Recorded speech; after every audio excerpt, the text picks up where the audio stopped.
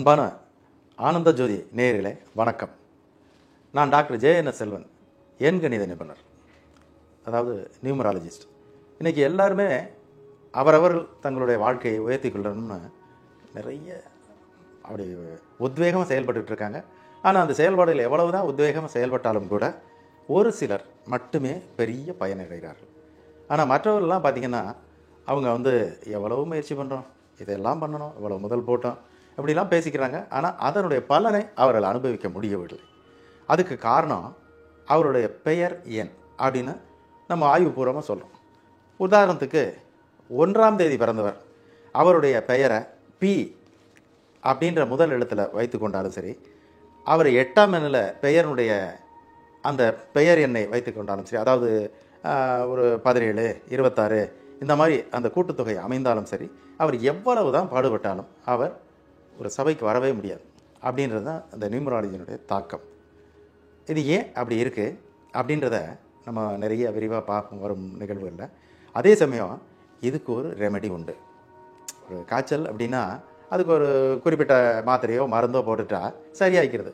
அது மாதிரி ஸ்கேன் பண்ணுனா என்னென்னு உள்ள விஷயங்களை கண்டுபிடிச்சிட்டாங்க இந்த விஞ்ஞான உலகத்தில். இந்த விஞ்ஞான உலகத்தில் இந்த நியூமராலஜி அதுவும் ஒரு விஞ்ஞானம் தான். அந்த விஞ்ஞானத்தை நாம் கற்றுக்கொண்டு மக்களுக்கு பிரயோகம் தருவோம். இன்றைக்கி உலகம் முழுக்க எத்தனையோ பேர் பலனடைஞ்சிருக்காங்க. எண் மூலமாக, அதாவது நம்பர் மூலமாக, எண் அப்படின்றது நம்பர், அது மூலமாக பலனடைந்தவர்கள் பல பேர் உலகத்தில் நிறைய பேர் இருக்காங்க. அவர்களுக்கு இதனுடைய தாக்கத்தால் தான் இவர்கள் உயர்ந்தார்கள் அப்படின்றது உறுதிப்பட கூற முடியும். அதனால் உங்களுடைய உயர்வும் உங்கள் கையிலே இருக்குது. இன்னும் ஒன்று சொல்லப்போனால், இப்போ மகளிரெல்லாம் பார்த்திங்கன்னா பல கடைகள் ஏறி இறங்குறாங்க. விழா காலங்களில் அவங்களுக்கு சாரீஸ் வாங்க, அவங்க மற்ற விஷயங்கள், அவங்களோட உடைகள் வாங்கிறதுக்கு பண்ணுறாங்க. அதே மாதிரி ஆண்கள் அவருடைய உடையை வாங்குவதற்காக எத்தனையோ கடை ஏறி, அந்த கடை இந்த கடைன்னு ஏறி சட்டை பேண்ட்டு இதெல்லாம் வாங்குகிறாங்க. அப்போ அதை மட்டும் அளவோடு இருந்தால் அழகாக இருக்கும்னு தானே போய் அதை வாங்குறீங்க.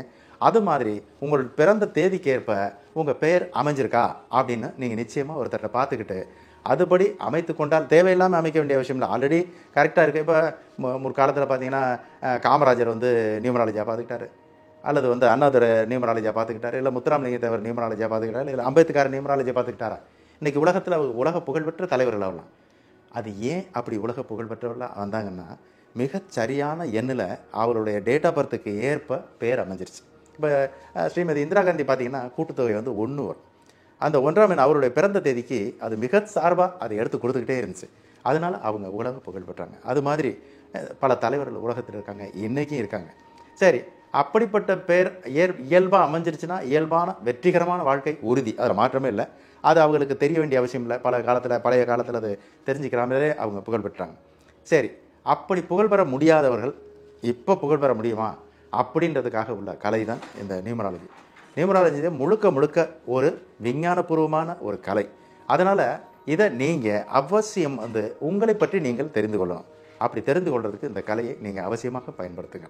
அன்பான நேயர்களே, நியூமராலஜி எப்போ தோன்றுச்சு அப்படின்னு தெரியணும்ல. தெரிஞ்சால் தானே நம்ம இவ்வளவு காலகட்டங்கள் தோன்றி இப்போ தான் ஃபேமஸ் ஆகுதா அப்படின்னு உங்களுக்கு புரிய வரும். எல்லாமே ஒரு நேரம் தான். அப்போ நேரம்னா இது எதுக்கு அப்படின்னு அடுத்த தாட்டு போகும். சரி, இந்த காலகட்டங்களில் இப்போ பல மெத்தடில் நியூமராலஜி அந்த காலகட்டங்களில் 4000 ஆண்டுகளாக பார்த்துட்டு தான் வர்றாங்க. என்னுடைய ஆய்வில் இருந்து அதை நான் உங்களுக்கு சொல்கிறேன். Hebrew method, Chaldean method, Pythagoras method, அப்புறம் தமிழ் மரபு வழி, அராபிய மெத்தட், இப்படி எத்தனையோ மெத்தடில் நியூமராலஜியை அதை ரிசர்ச் பண்ணாங்க. ஆனாலும் கூட அதை ஒரு வடிவப்படுத்த முடியலை. ஏன்னா சரியாக ஒர்க் பண்ணலை. ஒருத்தருக்கு ஒரு பேர் வச்சா அந்த பேர் அவருக்கு உயர்த்துதா தாழ்த்துதா அப்படின்றது இல்லாமல் சும்மா அப்படியே ஐடியலாக இருந்திருக்கு. அப்போ சால்டியன் மெத்தட் அப்படின்ற ஒரு மெத்தடில் ஹேமண்ட் லூயிஸ் ஜீரோ அப்படின்ற ஒரு இங்கிலாந்து அறிஞர் அந்த தொகுப்பை உலகம் முழுக்க இம்ப்ளிமெண்ட் வந்தார். அப்போ அவர் கண்டது மிகப்பெரிய வெற்றியை அமைஞ்சு அவருக்கே பேர் வச்சுக்கிட்டு மாற்றிக்கிட்டு தான் ஏதோ பண்ணாராம். அப்போ அந்தையே இப்போ இன்றைக்கி உலகம் முழுக்க ஃபாலோ பண்ணாங்க. அப்படி ஃபாலோ பண்ணுற அந்த மெத்தடில் உள்ள நியூமராலஜி தான் இன்றைக்கி நம்ம ஊர்லேயும் சரி வெளியூர்லேயும் சரி செயல்படுது. ஆனால் தமிழில் இப்போ தமிழர்கள் நியூமராலஜி மேலே ஒரு பற்றுதல் ஏற்பட்டது. ஆனால் எல்லாருமே ஜோதிடம் அந்த சாஸ்திர ரீதியாக உள்ளது மட்டும்தான் மதித்தாங்க. ஆனால் இன்றைக்கி எல்லா பிரபலங்களும், அமைச்சர்களும் சரி, திரைப்படத்துறையினும் சரி, தொழில் அதிபர்களும் சரி, இந்த மாதிரி பேர் வச்சுக்கணும், இத்தனாம் தேதி அதனுடைய கன்சர்னை துவங்கணும், இத்தனாம் தேதி படம் ரிலீஸ் ஆகணும், இப்படின்றது மாதிரி வந்துட்டாங்க. அதுக்கு இந்த அவேர்னஸை கொடுத்தது மதிப்பிற்குரிய ஐயா பண்டிட் சேதுராமன் தான். அவரால் தான் இன்றைக்கி தமிழர்களுக்கு நியூமராலஜியை அதை எடுத்துக்கணுன்ற அந்த நோக்கத்தை ஏற்படுத்தினார். அவருக்கு நிச்சயமாக ஒரு வணக்கத்தை நம்ம தெரிவிச்சுக்கிறோம். இப்போ அந்த நியூமராலஜி மூலமாக நாம் எப்படி தயார் பண்ணிக்கிறது அப்படின்றத அடுத்து பார்ப்போம். இப்போ ஒரு ஆறுமுகம்னு ஒருத்தர் பேர் இருக்குது. அவர் பெரிய லெவலில் முயற்சி பண்ணுறாரு. அந்த முயற்சிகள்லாம் அவர் பெரிய ஆள், நல்ல பணக்காரர், அவருடைய பரம்பரை நல்லா இருக்குது, அரசியலில் ஒரு பதவியை பிடிக்கணும் அப்படின்னு நினைக்கிறாரு. அவருடைய அப்பா ஒரு அமைச்சராக இருக்கார். இவரும் அதுக்குள்ளே புகுந்துடலாம். இது இயல்பு தானே. ஹெரிட்டரியாக அமைச்சர் மேன் அமைச்சர், நடிகர் மேன் நடிகர், தொழிலதிபருடைய மகன் தொழிலதிபர். இது ஒரு இயல்பானது. இது அப்படியே வந்துக்கிட்டே இருக்குது வாரிசு விதம். ஆனால் அந்த ஆறுமுகம் மட்டும் அவர் அப்பா அவ்வளோ பெரிய அமைச்சராக இருந்தும் கூட வர முடியலை. எவ்வளோ முயற்சிகள், அவருக்கு பல எதிர்ப்புகள். எலெக்ஷன் நின்றால் அவருக்கு ஓட்டுகள் விழுகலை, பணமும் செலவச்சாச்சு. அப்போ ஏன் அப்படின்றத பார்க்கணும். இந்த ஆறுமுகம் பார்த்தீங்கன்னா 8ஆம் தேதி பிறந்திருக்கார். அவருக்கு ஏன்ற முதல் எழுத்தில் பேர் வச்சுருக்காங்க ஆறுமுகம். அதுதான் அவருக்கு எந்த ஒரு நல்ல ஒரு விஷயங்களையும் அவருக்கு கொடுக்க மாட்டேன்ருச்சு. அப்போ 8ஆம் தேதி பிறந்தவர் ஏயில் இருந்ததுனால இந்த நிகழ்வு. அவர் என்ன முதல் இடத்துல பேர் வைக்கணுன்றதான் இந்த நியூமராலஜியினுடைய நம்ம அந்த ஆய்வில் சொல்ல போகிறோம். ஒவ்வொரு மனிதர்களும் இப்போ 1ஆம் தேதி பிறந்தால் இந்த முதல் இடத்துல இருக்கணும், 2ஆம் தேதி பிறந்தால் இந்த முதல் இடத்துல இருக்கணும், 3ஆம் தேதி பிறந்தால் இந்த முதல் இடத்துல இருக்கணும். பேர் அமைந்தால் வாழ்க்கை நிச்சயமாக, அதாவது ஒரு சாதாரண லெவல்லையாவது போயிட்டுருக்கோம், இல்லைன்னா அசாதாரண பின்னடைவுகளை ஏற்படுத்திடும்.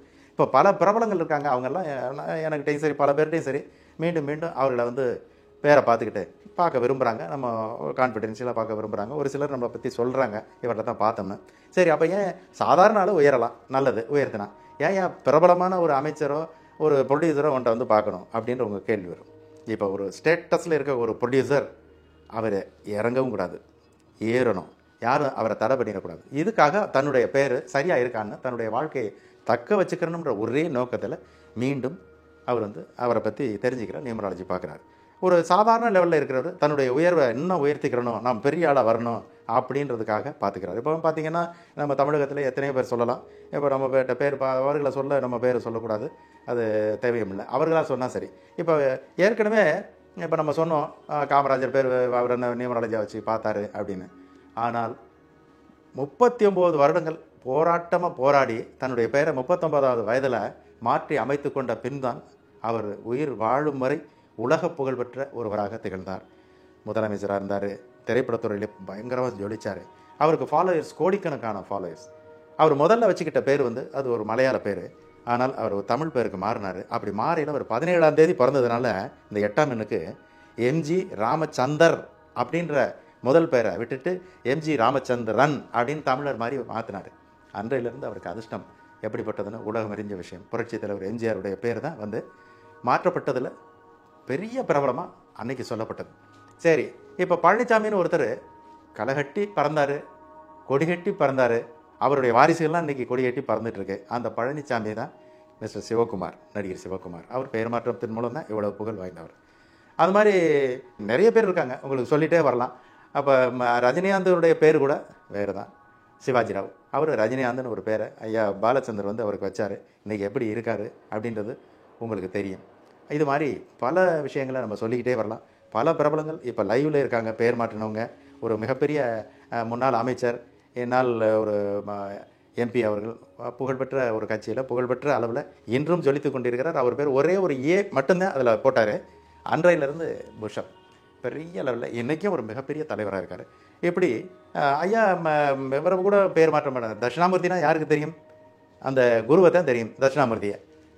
அதே தட்சிணாமூர்த்தின்றத பேரை எம் கருணாநிதி அப்படின்னு மாற்றிக்கிட்டாரு. இன்றைக்கி எவ்வளோ பெரிய ஒரு தலைமைத்துவத்தில் இருந்து அவருடைய கட்சி எவ்வளோ பெரிய அளவில் வளர்ச்சி அடைஞ்சிட்டு இருக்குது. இன்றைக்கி நம்ம தமிழகத்தினுடைய முதலமைச்சராக இருக்கக்கூடிய திரு ஸ்டாலின் அவருடைய மகன், அந்த பெயர் மாற்றத்தின் மூலம் தான் அவர் அவ்வளோ பெரிய லெவலில் வந்தார் அப்படின்றத நம்ம விஞ்ஞானபூர்வமாக சொல்ல முடியும். இது ஒருத்தர் லால் கிஷான் அத்வானி, அவர் பெரிய பேர், நீளமான பேர், அவரே ஷார்ட் பண்ணுறாரு எல்கே அத்வானின்னு. துணை பிரதமராக இருந்தார், இன்னும் லைவில் இருக்கார். அவரும் உலக புகழ்பெற்ற அந்த நபர் அவர் கட்சியை தோற்றுவிச்சதில் அவரும் ஒரு பெரிய தலைமைத்துவத்தை ஏற்படுத்திக்கிட்டார் பிஜேபியில். இது மாதிரி உலகம் முழுக்க சொல்லலாம், உலக நடிகர்களில் சொல்லலாம். அந்த மாதிரி பேர் மாற்றத்தின் மூலமாக பலனடைந்தவர்கள் நிறைய பேர் இருக்காங்க. அதனால் நீங்களும் தேவையானால் மாற்றம் பண்ணிக்கணும், தேவையில்லாமல் மாற்றம் பண்ண, நல்லா இருந்தால் அதையே மாற்றணும். பசிக்காமல் ஏன் சாப்பிடணும்? அதனால் கண்டிப்பாக உங்களை பற்றி சட்டையை நம்ம எப்படி தேர்ந்தெடுக்கிறோமோ அது மாதிரி நம்ம பிறந்த நாளுக்கு ஏற்ப நம்ம பேர் அமைந்தால் மிகப்பெரிய வெற்றியை நிச்சயமாக அடையலாம்.